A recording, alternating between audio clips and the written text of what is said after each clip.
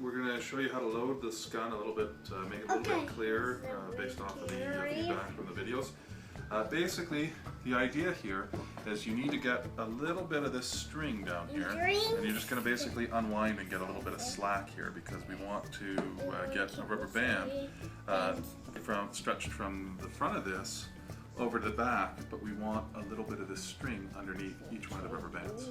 And so you just rotate the barrel. So right here, I've got that rubber band over there. And so you just take one of these rubber bands, and I start here at the front, and you just like that. And you just rotate the whole barrel. Okay, hold on, buddy. You rotate the barrel. Oh, I'll take this one, thank you. And you just take it and do the same thing. It's okay if that gets pushed down because you can just roll it right back. So you're just putting that rubber band on top of that thread. The idea is when you crank this little hand crank, you're going to wind up that thread, and as it winds up the thread, it's going to pull the back of the rubber band off the barrel and shoot it. And so as long as you just put one rubber band per layer of thread, you can keep going around and around in a circle until you run out of space to put the rubber bands. Yeah? And so you just keep, get a little bit of slack through there, rotate the barrel. Oh, thanks, bud. And then you take this. Put them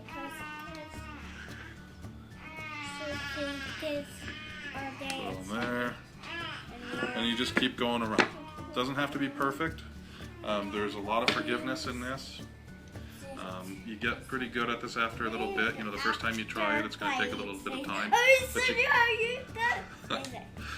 You're talking away. You just kind of get a little rhythm of it, and then you can start going a little bit faster. If you have somebody helping you, it goes a little bit quicker too. But eventually, you'll just kind of get into this little rhythm as you go around. And I want to get all the way around so that I've got one on each barrel, so I can show you how you just continue on and to keep loading more and more on. And so here we go. Here's the last barrel that has no rubber band. And so I put rubber band on there. And then to load more on, you just keep doing the exact same thing. You just go to the next one. I'm going to put a little bit more string out here. Put that there. I'm going to move it over here. And I'm going to just try to space this thread a little bit over, so I don't want to overlap it. It probably would still work if it was overlapped, but I think it works a little bit better. You're going to avoid getting jams and things like that. If you just kind of space that out a little bit, so you have a little bit more. So, you just keep going, around and around.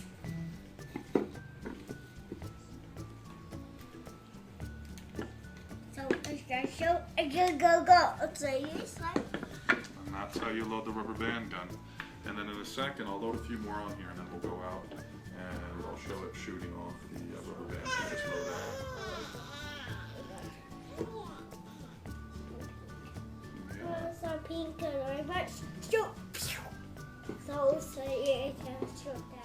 Yeah, you like this rubber band gun?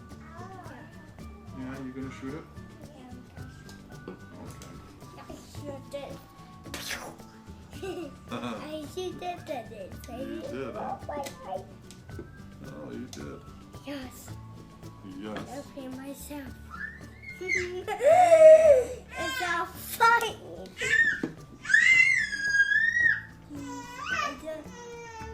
One thing to note here too is just when you're putting these rubber bands on.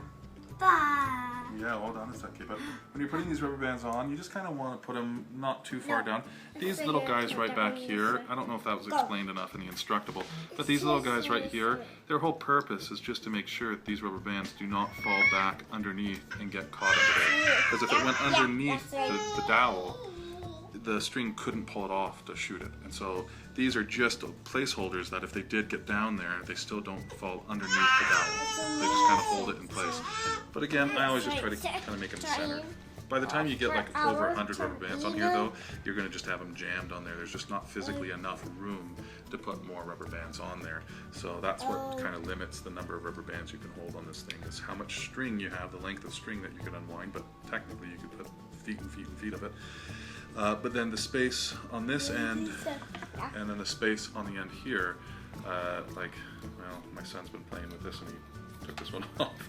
But by the time you get like 100 of them on there, you know, they're going to be just spilling off on either side, and so that's really kind of the limiting factor when it comes to actually loading this. So I'll load a few more on here, and then we'll go out and I'll show you what it's like to shoot this off.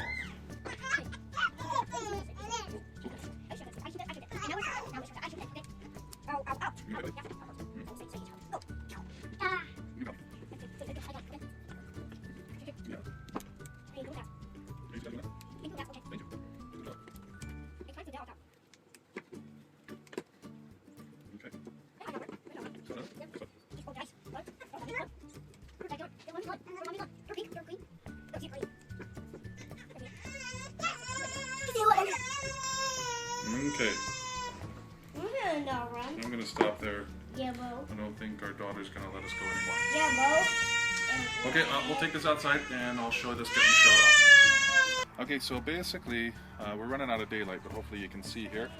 This little crank, it winds up the string, and each one of those strings, as we set it up, each string is underneath a rubber band, a single rubber band.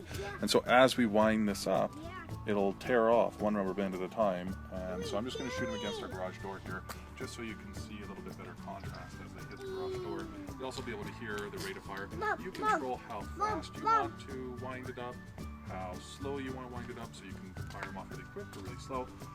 You control that just with how fast you wind this little hand crank right here. And so all you got to do to start shooting the gun, we'll start right now, I'll show you. You just take this, and again, as it was noted in the instructable, this little hand crank could be installed on either side. So you can make this left or right-handed. I'm right-handed, so we have one on the right here.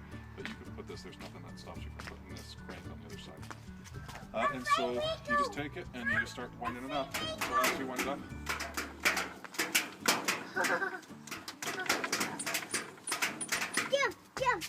it'll shoot them all off. And so it's super easy to shoot them all off, and super fun.